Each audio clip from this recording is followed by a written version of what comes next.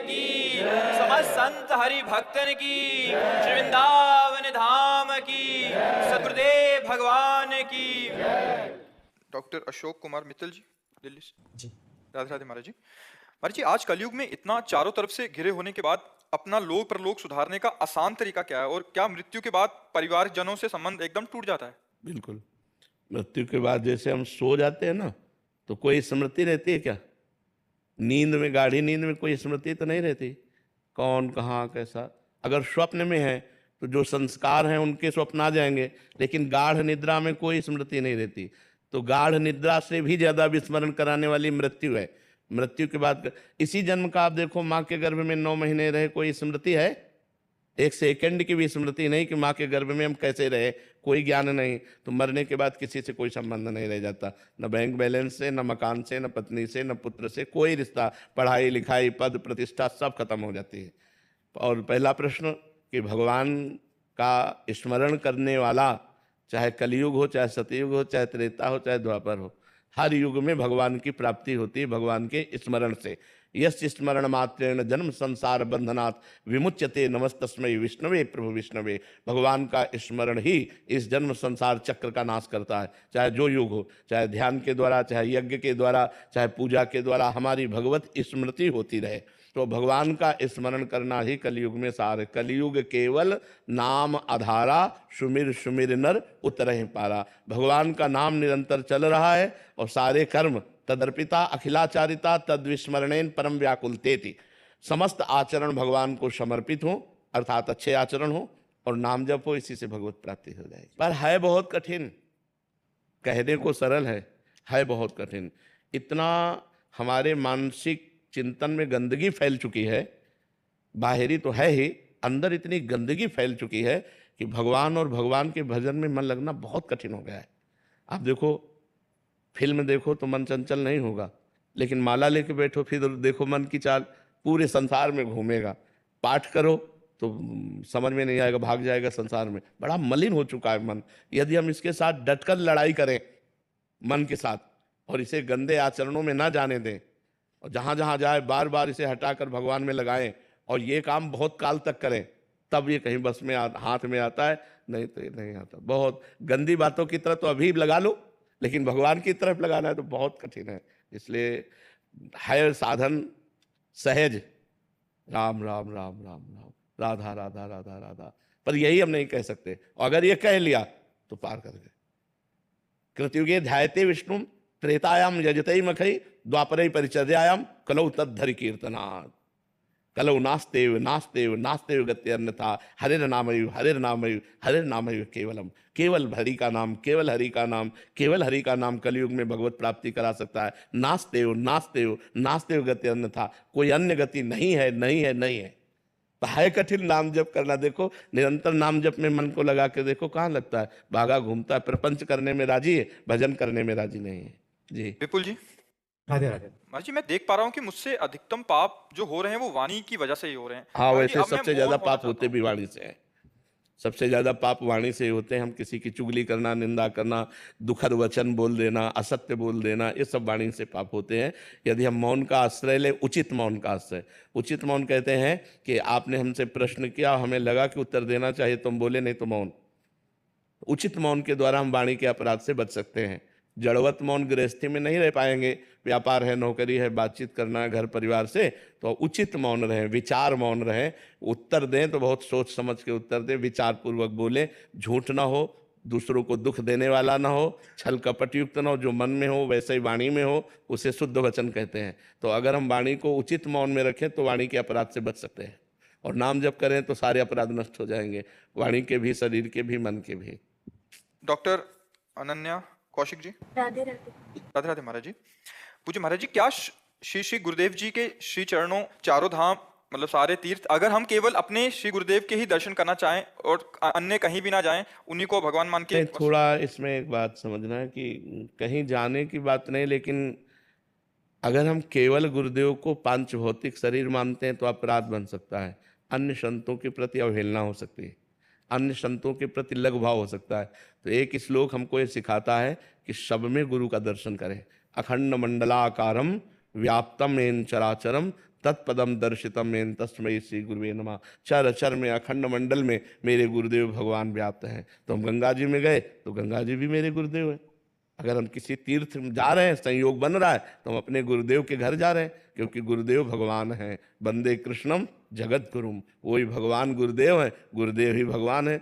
गुरुर् ब्रह्मा गुरुर्विष्णु गुरुर्देव महेश्वरा, गुरु साक्षात परब्रह्म तस्मै श्री गुरुवे। हमें थोड़ा अपनी बुद्धि को विशाल बनाना होगा, नहीं तो जब लोग नहीं समझ पाते तो केवल अपने गुरुदेव की पूजा करते हैं और अन्य संतों की अवहेलना कर देते हैं, अन्य धर्मों की अवहेलना कर देते हैं, जिससे उनकी बुद्धि मंद पड़ जाती है और वो भगवान को नहीं समझ पाते हैं। गुरुदेव भगवान है, जब भगवान कण कण में है तो गुरुदेव भी कण कण में, अखंड मंडलाकारम व्याप्तम येन चराचरम। वैसे जिसकी अपने गुरु के प्रति ऐसी भावना हो गई कि मेरे गुरुदेव के चरणों में सब, तो फिर उसे किसी और तीर्थ अवगान की आवश्यकता नहीं है। गुरुदेव साक्षात परब्रह्म परमात्मा है। ऐसी भावना जिसकी बन गई वो सब कुछ प्राप्त कर लेता है। गुरु की चरण रज स्पर्श होते ही सारे पाप नष्ट हो जाते हैं। जे गुरु चरण रेणु सिर धरहीं, तेजन सकल विभव बस करहीं। जे गुरु चरण, गुरु के चरण रज का स्पर्श माथे पे कराया, समस्त वो भागवतिक वैभव से संपन्न हो जाएगा। जे गुरु चरण रेणु अनुरागी, ते लोकहु बेदहु बड़भागी। जो अपने गुरु के चरणों में प्रेम करते हैं वो इस लोक में और परलोक में बड़भागी होते हैं।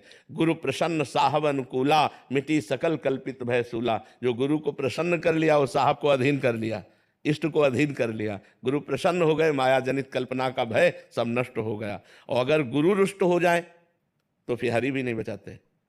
कबीरा हरि के रूठते, गुरु के शरण जाए। और कह कबीर गुरु रूठते, हरि नहीं होए सहाय। इसलिए गुरु के सदैव अनुकूल रहे, गुरु के चरणों की वंदना करते रहे, गुरु का दर्शन करता रहे, तो परम पवित्र बना रहेगा।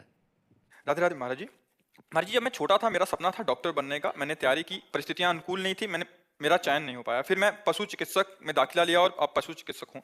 महाराज जी, सच्चाई ये है कि मैंने पेशे से खुश नहीं हूँ, क्योंकि 11 साल से मेरे मन में, महाराज ये कह रहे हैं कि एक ही इच्छा रहती है कि काश मैं इंसानों का डॉक्टर होता। जब कोई पूछता है आप डॉक्टर है, मैं बोलता हूँ हाँ, तब उनके चेहरे पर सम्मान और प्रशंसा झलकती है। पर जैसे ही मैं उनको पता चलता है कि जानवरों का डॉक्टर हूँ, तब उनकी नजरों में सम्मान कम हो जाता है। तब वैसे पीड़ा होती है। हमें विशेष सम्मान की दृष्टि से आपको देखना चाहिए, क्योंकि मनुष्य तो अपने दुख की निवृत्ति का उपाय करने का प्रयास कर सकता है। हमारे सर में दर्द है, डॉक्टर साहब हमें एक टेबलेट दे दीजिए।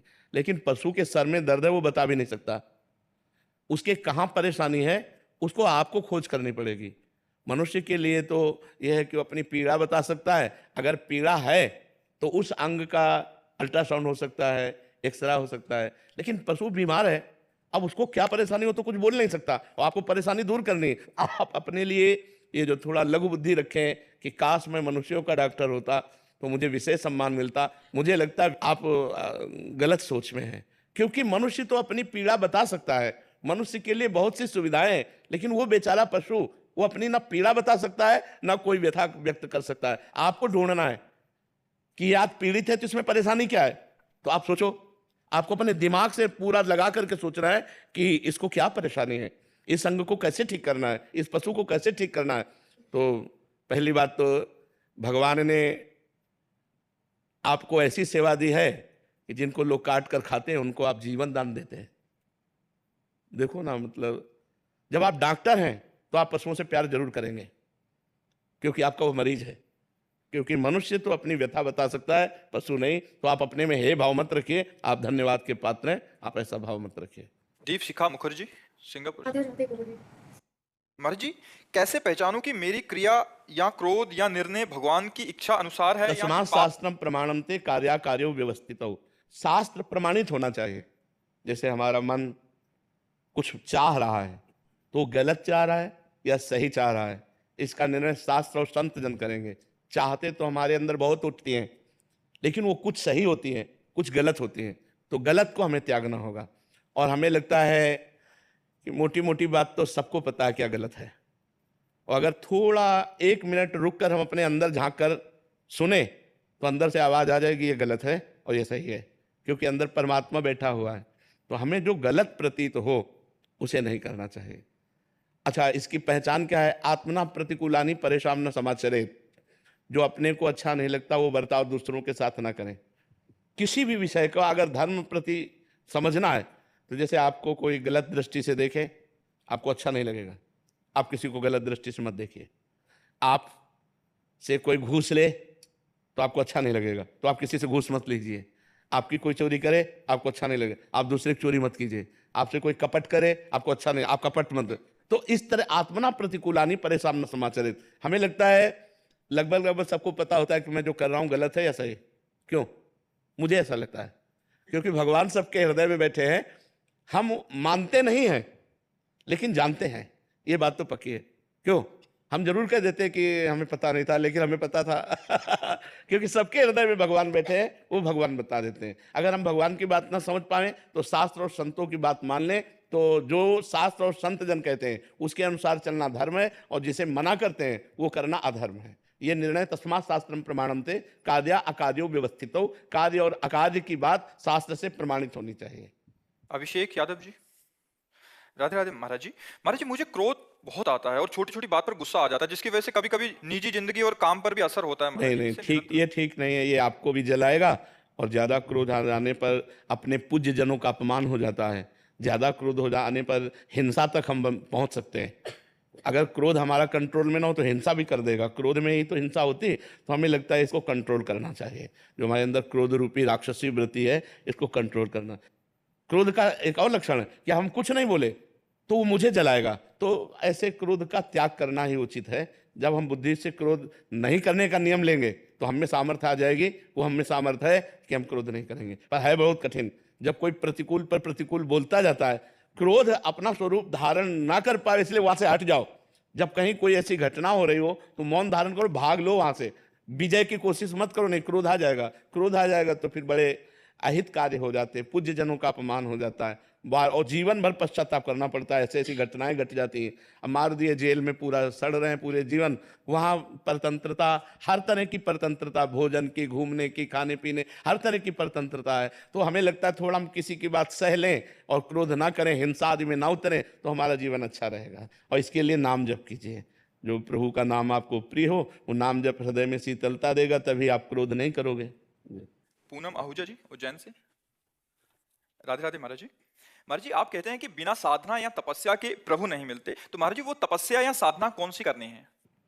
जैसे शब्द, स्पर्श, रूप, रसगंध, ये 5 तन्मात्राएं हैं, 5 ज्ञानेंद्रियों के द्वारा इनका भोग होता है।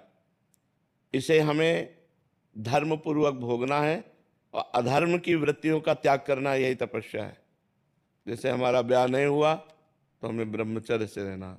ब्याह हो गया तो अपनी पत्नी, अपने पति से ही प्रेम करना, इधर उधर आचरण गंदे ना करना।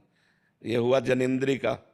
नेत्रेंद्री, किसी के दोष न देखें, मोबाइल से गंदी फिल्में न देखें, जबान से किसी की निंदा न करें, गंदी बात न करें, दुख देने वाली बात न करें, कानों से किसी की निंदा न सुने, कानों से कोई गंदी बात न सुने, भोजन कोई गंदा भोजन न करें, जैसे मांस, मछली, अंडा, ये सब, शराब, ये सब चीज ना खाएं, सात्विक भोजन पाएं। हो सके प्याज लहसुन का भी त्याग कर दें। तो ये जो हमें त्याग करने में कष्ट प्रतीत होता है, ताप लगता है, उसी को सह जाना तपस्या है। और भगवान का नाम जप करना सबसे बड़ी तपस्या है। आप देखो, भगवान का नाम जप करके मन लगता नहीं भगवान के नाम में, संसार में भागता है। तो संसार में भागते हुए मन को बार बार घसीट कर प्रभु में लगाना और अपने इंद्रियों को वश में रखना, यही तपस्या है। जो अंदर ताप होता है उसे सह जाना ही तप कहते हैं। खूब नाम जप करो और अधर्म में जाने वाली इंद्रियों को रोको, उसमें जो कष्ट होता है उसे सहो, इसी से भगवान की प्राप्ति होती है। महाराज जी, आपका एक और प्रश्न है कि आपको इतनी छोटी उम्र में परमात्मा को पाने का जुनून महाराज जी कैसे आया? पूर्व जन्म का कोई संस्कार होगा, क्योंकि हमको किसी ने सिखाया नहीं था। बस वो जब एकांत में आके बैठते तो बस अंदर एक जलन पैदा हो जाती कि माताजी मरेंगी, पिताजी मरेंगे, कोई हमारा है नहीं यार, तो फिर है कौन। ये जो विचार आते थे, ये हमें अब आभास होता है कि पूर्व जन्म में भजन किया होगा तो अधूरा रह गया होगा। उसे पूरा करने के लिए बचपन से ही ब्राह्मण के घर में जन्म हुआ, तपस्वी ब्राह्मण के घर में, जहाँ मतलब विशेष सांसारिक सुविधाएं नहीं थी। उस जगह जन्म होने पर संसार से एक वैराग्य की ज्वाला जली, जिसने 13 वर्ष की अवस्था में भगा दिया। बस एक लगता था कि अगर परमात्मा नहीं मिले तो जीवन का जन्म लेना बेकार है। अब जैसे है, इस समय जैसे है, अब सब नॉर्मल हो गया। जैसे अपना युद्ध विजय हो जाए तो राजा अपने सिंहासन पर बैठकर शांत आनंद लेता है, ऐसे सब काम खत्म।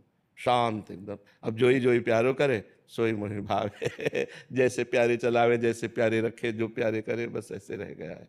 तो वो पूर्व जन्म का भजन से प्रेरित भाव था, ना कि हमारा कोई सत्संग। अब 13 वर्ष के बच्चे से क्या सत्संग, कोई सत्संग या कोई प्रेरणा या कोई घटना दुखद घटती है तो संसार से वैराग्य, ऐसा कुछ नहीं था। हम तो बहुत आराम से 9th साइड पढ़ रहे थे, बस वो पूर्व का जो संस्कार था उसी ने हमें भगाया। महाराज जी, जैसे आपने बोला कि अभी युद्ध विश्राम होके, तो महाराज जी ये स्थिति साधना से आती है या कृपा से? नहीं, कृपा से मनुष्य जन्म मिला, कृपा से भगवान का मार्ग मिला, कृपा से भगवान का भजन हुआ। पर अगर साधना नहीं होगी तो कृपा का अनुभव कैसे होगा? साधना, कृपा एक रस है, रोकने के लिए साधना उसका पात्र है। अगर पात्र नहीं तो रस रुकेगा क्यों? कृपा तो सब पर भगवान की है, पर साधना रूपी पात्र नहीं तो कृपा बिखर रही। सब पर मोरी बराबर दाया, भगवान कह रहे सब मम प्रिय सब मम उपजाए, सब मेरे प्यारे हो, सबको मैंने ही प्रकट किया है, सब पर हमारी दया कृपा है। पर सब भजन नहीं करते, मनमानी आचरण करते हैं, इसलिए कृपा का अनुभव नहीं कर पाते। भजन करो तो कृपा का अनुभव हो जाएगा। महाराज जी, प्रारंभिक साधक क्या गुरुजनों की बात मानते हुए, या उनको भी पूरी यात्रा वैसे ही करनी पड़ेगी जैसे आप? नहीं, अगर बात मान ले, जैसे जो हम 10 वर्ष में समझे वो हम तुम्हें 10 सेकंड में बता रहे हैं कि जीवन का सार ये है, तो बस उसे पकड़ लो। तो तुम्हें 10 वर्ष भ्रमित नहीं होना पड़ेगा, तुम्हें इतने राउंड नहीं मारने पड़ेंगे जितना चक्कर करके हम जो बात समझें। इसीलिए तो तात स्वर्ग अपवर्ग सुख धरी तुला एक अंग, तूल न ताय सकल मिल जो सुख लव सत्संग। एक तरफ स्वर्ग का सुख, मोक्ष का सुख, पृथ्वी का राज सुख रख दिया जाए, और एक तरफ क्षण मात्र का सत्संग, तो क्षण मात्र का सत्संग उससे जोर पड़ जाएगा। क्यों? क्योंकि क्षण मात्र का सत्संग हजारों जन्म की तपस्या करके महापुरुषों ने जो लिखा, अनुभव किया, वो हमें एक क्षण में दे रहे हैं, वो हम बात मान लें, हमारा काम चल जाएगा। तो इतना दौड़ना नहीं पड़ेगा, वो बात केवल माननी है हमें। पर बात मानना ही कठिन होता है, संतों की बात को मान लो, बस उसी से कल्याण हो जाएगा। योगेश जी मुंबई से। राधे राधे। राधे राधे महाराज जी। महाराज जी, आज के विचलित करने वाले और भौतिक इच्छाओं से भरे संसार में एक सामान्य व्यक्ति कैसे अटूट भक्ति विकसित कर सकता है और दैनिक जिम्मेदारियों के बीच प्रभु से कैसे जुड़ाव रख सकता है? यदि वो अपने कर्मों को भगवान को समर्पित करे और हर समय भगवान के स्मरण का अभ्यास करे, तो ये दो ही बातों से सब काम बन जाएगा। अब इन दो बातों की पूर्ति के लिए कई बातें लग जाती हैं। हर समय भगवान का स्मरण उसी का होगा जिसका पवित्र आहार होगा। व्यवहार, हर कर्म भगवान को वही समर्पित कर सकता है जिसका पवित्र आचरण होगा। आचरण पवित्र नहीं तो पाप कर्म भगवान को समर्पित नहीं किए जाते। भोजन पवित्र नहीं, कहा जाता है जैसा खाओगे अन्न वैसा बनेगा मन। तो अगर भोजन पवित्र नहीं तो आप हर समय स्मरण नहीं कर सकते हो। भोजन पवित्र करने के लिए धर्म की कमाई होनी चाहिए। धर्म से चलोगे और उससे जो पैसा आएगा, उससे जो भोजन करोगे, वो भोजन तुम्हारी भगवत स्मृति बढ़ाएगा। अधर्म करोगे, घूसखोरी करोगे, बेईमानी करोगे, उससे जो पैसा आएगा वो तुम्हारा लोभ बढ़ाएगा, तुम्हारे अंदर पाप बुद्धि बढ़ाएगा। तो हमें चाहिए पवित्र भोजन के द्वारा भगवत स्मृति बढ़ावें और पवित्र आचरण के द्वारा भगवान को कर्म समर्पित करें, इसी से भगवत प्राप्ति हो जाएगी। संसार में कर्म ही करना पड़ता है, तो पवित्र कर्म करें, पाप कर्म ना करें। संसार में हमें भगवत स्मृति करना है, व्यापार नौकरी करते हुए, तो हमें अपनी बुद्धि पवित्र रखनी है। इसलिए हमें पवित्र आहार करना है, पवित्र पेय पीना है, जिससे हमारी बुद्धि पवित्र रहे, तो हम संसार में रहते हुए भी भक्त हैं। असलियत भक्ति का स्वरूप हृदय की स्थिति है। अगर अंदर से हम भगवान में लगे हैं तो हम पैंट शर्ट में भी संत हैं, और अगर हम संत वेश में भी भगवान के विरुद्ध आचरण करते हैं, पापी पुरुष हैं, संत नहीं है। संत एक स्थिति होती है, संत एक अंदर की सद्गुण होते हैं। अगर वो नहीं तो बाहरी वेश तो फिर दंभ हो गया, ढकोसला हो गया, पाखंड हो गया। बाहरी वेश पुजवा कर रुपया ले सकते हैं, संसार के भोग ले सकते हैं, लेकिन भगवान को थोड़ी प्राप्त कर सकते हैं। तो हमारा अगर आंतरिक भाव हर कर्म भगवान को समर्पित करना और भगवत स्मरण करना, तो हम आधुनिक संसार के आधुनिक कार्य करते हुए भी भगवान को प्राप्त हो जाएंगे। विवेक मालवीय जी, प्रयागराज। श्री हरिवंश महाराज जी। महाराज जी, अंतर्मुख और समता के लिए सिर्फ प्रतिकूलता रूपी औषधि ही है? अगर कोई दूसरा औषधि है तो कृपया औषधि चेंज कर दीजिए। ऐसी खास बात नहीं कि प्रतिकूलता। राजा अम्बरीश चक्रवर्ती सम्राट थे और बहुत बड़े महापुरुष थे। जनक जी परमहंस श्री सुखदेव जी के गुरु थे। श्री सुखदेव जी महाराज लंगोटी भी नहीं पहनते थे, दिगंबर रहते थे, और उनके गुरु जी राजा थे। जनक जी श्री सुखदेव जी के गुरु हैं। तो हम ये नहीं कह सकते कि भारी विपत्ति में पड़ा हो, फटे पुराने कपड़े पहने हो, भीख मांग के खाता हो, वही समता को प्राप्त होगा, ऐसा नहीं। अगर ज्ञान जागृत हो गया है और वो घर गृहस्थी में है तो वो भी एक सिद्ध ज्ञानी महापुरुष हो सकता है। हमको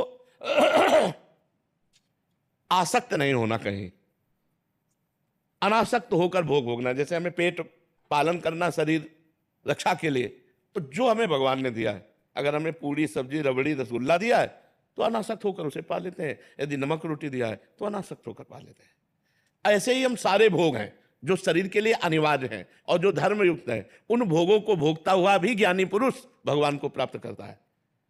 ऐसा नहीं कि दुख में पड़ा, विपत्ति में पड़ा वही ज्ञानी हो सकता है, ऐसा कोई सिद्धांत नहीं है। लेकिन हमें तैयार रहना है।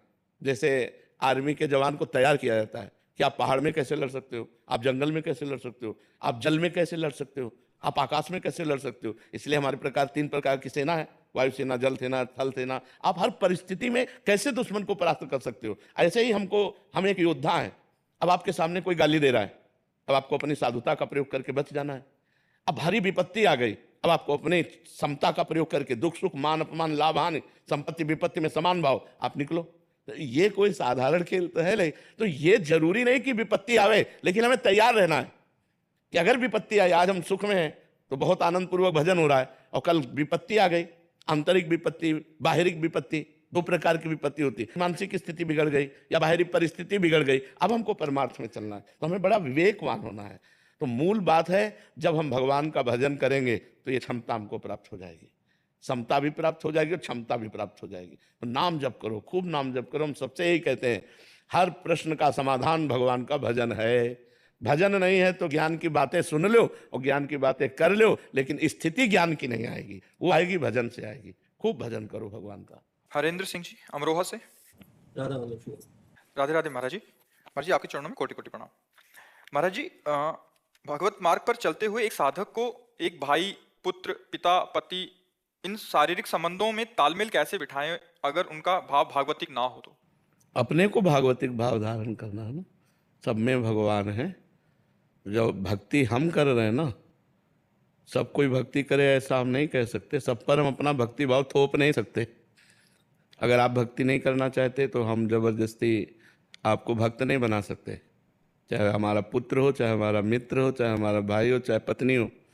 अब हमको अपनी भक्ति बचानी है तो हमको अपनी पत्नी में भगवान देखना है, अपने भाई में भगवान देखना है। और भगवान है तभी तो चल रहा है, भगवान ना हो, जैसे पंखा चल रहा है, एसी चल रहा है, तो बिजली है, बिजली के बिना थोड़ी चल सकता है। तो ऐसे सब में भगवान बिजली हैं। ये जो पावर है ना, बोलना, चलना, फिरना, खाना पीना, पचाना, ये सब ये भगवान से हो रहा है। और वही भगवान जब चले जाते हैं तो बोले आदमी मर गया। तो हम उन भगवान को देखें कि मेरे भाई के रूप में भगवान है, मेरी पत्नी के रूप में भगवान है, मेरे परिवार के रूप में भगवान है। तो अगर आपको गाली देता है तो हम पलट के गाली नहीं देंगे, सह लेंगे। तो जब हम भगवत भाव रखेंगे तो ही हम अभक्त भाई का व्यवहार सह पाएंगे, नहीं तो फिर नहीं सह पाएंगे। तो हमें अपने परिवार में, अपने मोहल्ले में, अपने गांव में, अपने नगर में, अपने प्रदेश में, अपने देश में और फिर पूरे विश्व में भगवत भाव फैलाना है। सब में भगवान, सिय राम में सब जग जानी, करो प्रणाम जोरी जुग पानी। सब में भगवान विराजमान है। अगर ये भाव हम धारण कर सकें तो हम अपने अभक्त परिवार में भी आनंद पूर्वक रह सकते हैं। और अगर ये भाव नहीं तो फिर हमें जलन होगी, हम उसे अभक्त देखेंगे और उसकी चेष्टाओं को देख देख कर जलेंगे तो हमारी भक्ति क्षीण हो जाएगी। महाराज जी, मैं ये कहना चाह रहा था, जैसे बच्चे एक पिता के रूप में बच्चे हैं 5 साल का, जी जी बेटा और बिटिया, उनका तो दायित्व भगवत मार्ग पर चलाने का हमारी बनता है जी। उसके लिए कह रहा था कि वो जैसे माहौल में पल रहे हैं तो उनमें कैसे सामंजस्य बैठा। अगर हम 5 मिनट 10 मिनट उनको नाम जप करवावें, आधा घंटा बैठकर कथा सुनावें, भगवान की चर्चा सुनावें, बड़ा प्रभाव पड़ता है बच्चों पर, इसका प्रभाव पड़ता है।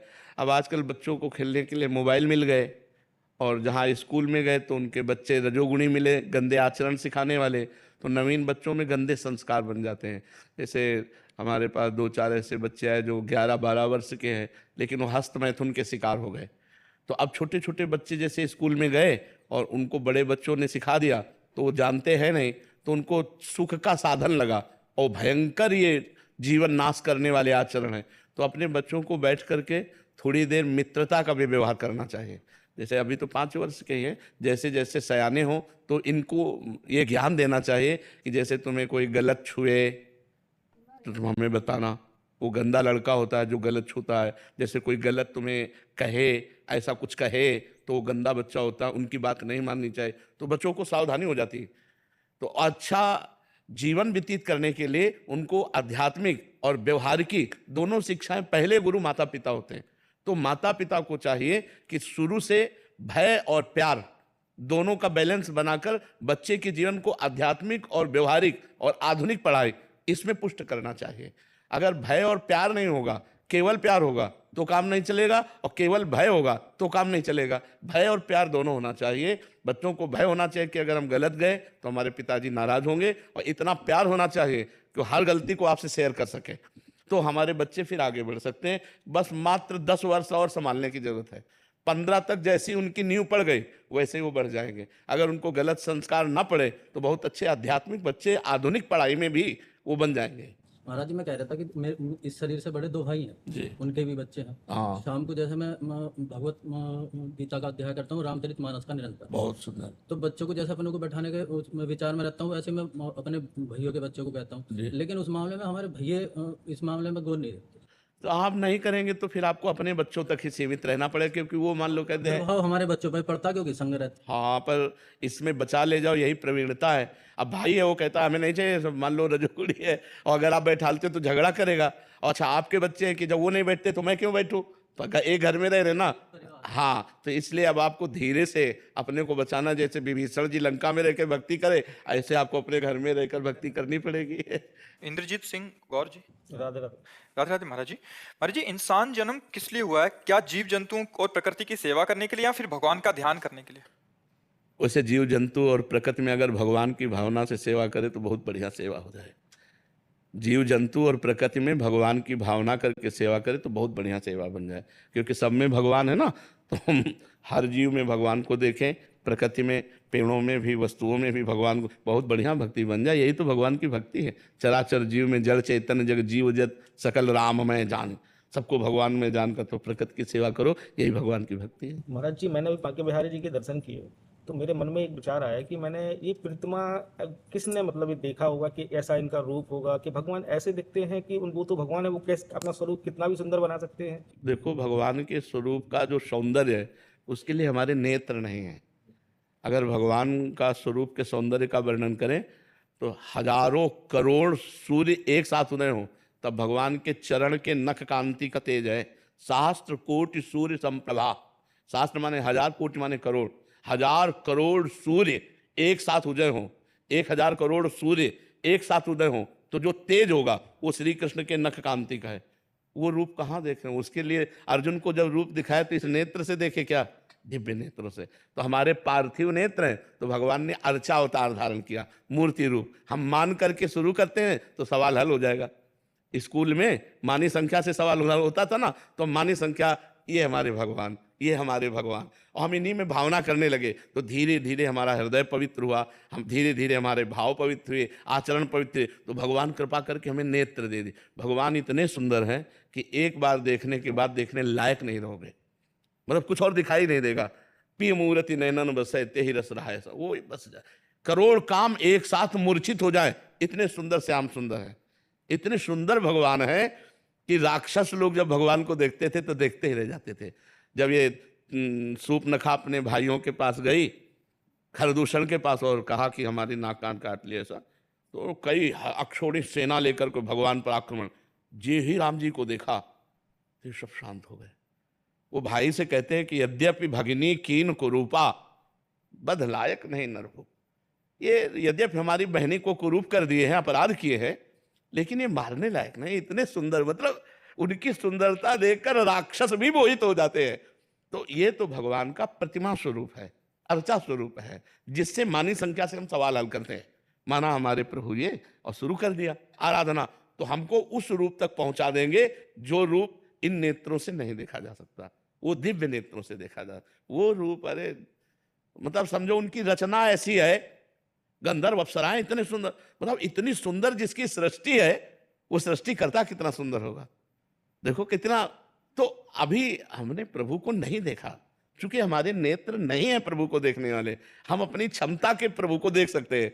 तो जैसे पांच भौतिक ये बना है, तो पांच भौतिक के अंतर्गत ही तो है ना, पाषाण, अष्टधातु, काष्ठ, इन्हीं की तो मूर्तियां। तो ये तो साक्षात प्रगट है बिहारी जी, राधा वल्लभ, राधा रमण जी, पर वो प्रगट अर्चा रूप में ही है, अर्चा विग्रह रूप में, जिसे हम देख सके। नहीं तो हम इन नेत्रों से भगवान को नहीं देख सकते। जैसे हम दोपहर के सूर्य से आंख नहीं मिला सकते, तो हजारों करोड़ सूर्य की नख कांति जिनकी है वो भगवान कितने तेजो में हो। हमारी श्री जी के लिए, राधा रानी के लिए आता, पीता अरुण छवि मनंत तडिल लता भाम। पीत और अरुणिमा लिए हुए अनंत बिजली जैसे एक साथ उदय हो, हजार या करोड़ या अरब नहीं, अनंत। एक बिजली चमकती तो चकाचौंध हो जाते हैं सब, और अनंत बिजलियां एक साथ हो, ऐसी श्री जी की कांति है। हम देख पाएंगे? तो श्री जी और लालजू के देखने के लिए वो नेत्र वो देते हैं, वो देते तभी हम देख पाते हैं। समझ पाए आप? राधे राधे महाराज जी। महाराज जी, मैं मुंबई में रहता हूँ। आज की युवा पीढ़ी मेरे जैसे ओवर थिंकिंग या डिप्रेशन से महाराज जी बहुत परेशान है। इसे ठीक करने का कोई उपाय है महाराज जी? ये ओवर थिंकिंग और डिप्रेशन, ब्रह्मचर्य और व्यसन और पापाचरण, ब्रह्मचर्य ना रहना, व्यसन करना और व्यभिचार करना, इसी से बढ़ रहा है। हमारी बात को मूल समझ लो। प्रसन्नता का रहस्य पॉजिटिव चिंतन, पॉजिटिव चिंतन का रहस्य शास्त्र सम्मत आचरण, भगवान का चिंतन, पवित्र भोजन, तो हृदय प्रसन्न रहता है। अब गलत बच्चे शुरुआत से ही हो रहे हैं। बहुत कम समाज में वैसे व्यक्ति रह गए हैं जो अपने को नशे से बचा लें, अपने को व्यभिचार से बचा लें, अपने को गंदी बातों से बचा लें। अब 12-14 वर्ष का लड़का स्मार्टफोन है, अब वो सब जानकारियां हैं। अब गंदी फिल्में देखना, गंदे सीरियल देखना, गंदी बातें देखना, तो दिमाग में गंदगी आ रही है। हमारा जब ब्रह्मचर्य निकल जाता है तो हमारी स्मृति शक्ति लो हो जाती है और निगेटिव चिंतन बढ़ने लगता है। ये हम आपको पक्की बात बता रहे हैं। जब हमारा ब्रह्मचर्यहीनता जितनी बढ़ती चली जाएगी तो ओवर थिंकिंग उतनी बढ़ती चली जाएगी और निगेटिव चिंतन बढ़ता चले जाएगा, तो उसको जहाँ विश्राम है उसका नाम डिप्रेशन है। और जब हम ब्रह्मचर्य से रहेंगे, पवित्र आचरण करेंगे, पवित्र भोजन, तो हमारा पॉजिटिव चिंतन होगा, तो हम विपत्ति में भी जहाँ हमें फंसना चाहिए वहाँ भी हम निकल जाएंगे पॉजिटिव चिंतन के प्रभाव से। तो आज जो हमारा समाज है ये समझने नहीं चाहता कि ब्रह्मचर्य क्या है, व्यसन रहित जीवन क्या है, पवित्र जीवन क्या है। नहीं, आप देखो बड़े नाम जब करता हो तो उस समय मन बहुत विचलित होता है और दिमाग एकाग्र नहीं होता है, गंदे दृश्य दिमाग में आते चूंकि नाम गंदगी उछाल करके उसे नष्ट करता है। हम आपको कई बार बताया है एकांतिक में कि जैसे हमें कोई मैसेज डिलीट करना होता है तो पहले मैसेज आता है, जो हमारे मोबाइल में मैसेज जमा है वो पहले मैसेज आता है, फिर हम उसे डिलीट करते हैं। तो हमारे नाम में इतनी क्षमता है कि हमारी जो दबी हुई दुर्वासना है वो पहले उठती है और फिर उसे वो डिलीट करता है, नष्ट करता है। तो साधक जो नया है उसको लगता है जब भजन नहीं करते थे तो इतनी गंदगी नहीं थी, लेकिन जब भजन शुरू किया तो बहुत ज्यादा गंदगी हो रही। वो गंदगी हो नहीं रही, वो दुर्वासना को नष्ट कर रहा है, बार बार उभार उभार कर अंदर की दुर्वासना को। अच्छा, एक ही मैसेज यदि 1,00,000 बार किया गया हो तो 1,00,000 बार आएगा कि नहीं आएगा, अगर एक एक बार हम डिलीट करें। तो ऐसे ही नाम जब जब करते हैं, जैसे काम के मैसेज हैं तो अरबों बार हैं, अनेक जन्मों के हैं। मन रूपी एक ऐसी चिप है जिसमें करोड़ों जन्मों के सब भरे हुए हैं, अब उसको पूरा डिलीट करना है। तो जब नाम जप करेंगे तो वही काम। तो साधक समझता है डिलीट कहाँ हो रहा है, वो तो बार बार चल रहा है। नहीं, वो डिलीट हो गया जो सामने आया, अब ये अंदर से नया निकाला। तो जब मन निर्मल हो जाएगा तब आनंद आने लगेगा। अभी हमको डट के नाम जप करना है, मन लगे ना लगे, एकाग्रता बने ना बने, हमारा मंगल पक्का होगा। पाली किशोर जी, अगर त्रिपुरा से। राधे राधे महाराज जी। महाराज जी, गुरुदेव भगवान जो महापुरुष जन जीवित रहते हुए भगवत प्राप्ति के अनुभव करते हैं, आपके श्रीमुख से सुना है कि वो जब तक वो जनाना ना चाहें उनको जान नहीं पाते। महाराज जी, कैसे वो महापुरुष जन अपने आप को छुपाते हैं, या महाराज जी वो अपने शरीर में रहते भी हैं, या उनकी क्या स्थिति होती है? जैसे आप हमारे सामने बैठे हो, हम आपके सामने बैठे हैं, तो अपने अपने पवित्र हृदय के अनुसार सबको अनुभव हो रहा है, एक जैसा अनुभव नहीं हो रहा। जैसे हम बैठे ना तो एक जैसा अनुभव नहीं हो रहा है। किसी को संत नजर आ रहे हैं, किसी को भगवान नजर आ रहे हैं, किसी को गुरुदेव नजर आ रहे हैं, किसी को एक बढ़िया व्यक्ति नजर आ रहा है। अलग अलग दृष्टि है जितनी हमारी हृदय की क्षमता है। लेकिन असलियत में हम क्या है ये तो भगवान जानते हैं या हम जानते हैं। असलियत में हमारी स्थिति क्या है ये हमारे भगवान जानते हैं, गुरु जी जानते हैं या हम जानते हैं, और कोई नहीं जानता है। और अपनी अपनी बुद्धि के अनुसार जानते हैं। ये जाकी रही भावना जैसी, प्रभु मूरत देखी तिन तैसी। आपकी जितनी स्थिति है उतना ही आप देख पाएंगे। तो हमारी जितनी लेवल है हम उतने तो देख पाएंगे। तो महापुरुषों को हम कैसे पहचान सकते हैं? जब तक स्वयं में स्थिति नहीं होगी तब तक हम संतों को बाहरी किसी लक्षण से नहीं पहचान सकते। हो सकता है हम पाखंड को संत मान लें, संत को पाखंड मान लें। बड़ा विचित्र खेल है। अब अंदर की बात कैसे जानी जा सके? और बाहर का अभिनय तो नौटंकी नाटक में भी साधुता का लोग अच्छा कर लेते हैं, तो अभिनय को ही हम देख सकते हैं, आंतरिक स्थिति को तो देख नहीं सकते, क्योंकि आंतरिक स्थिति देखने के लिए ज्ञान नेत्र चाहिए और वो है नहीं। जब तक ज्ञान के नेत्र नहीं होंगे तब तक हम संतों को पहचान नहीं सकते। जी थोड़ा सा तो आइडिया होगा कैसे, मतलब उन संतों को कैसे पहचाने? बिल्कुल आइडिया नहीं है, सच्चाई बात की पूछो तो बिल्कुल आइडिया नहीं है। काल ने मिने जब संत वेश धारण किया तो हनुमान जी ज्ञानी नाम अग्रगण्यम है ना, बुद्धिमताम वरिष्ठम, ज्ञानी नाम अग्रगण्यम बुद्धिमताम वरिष्ठम, वो भी जाके काल नेमी को प्रणाम किए और वो सब वर्णन करने लगा कि राम रावण का युद्ध हो रहा है, लक्ष्मण जी को, अब वो तो काल नेम सब जान। तो हनुमान जी ने कहा आप कैसे जानते हो? बोले तुमको भी ज्ञान हो जाएगा, हमसे गुरु दीक्षा ले लो। तो बोले गुरु दीक्षा हाँ दे दो। तो बोले नहा के आओ।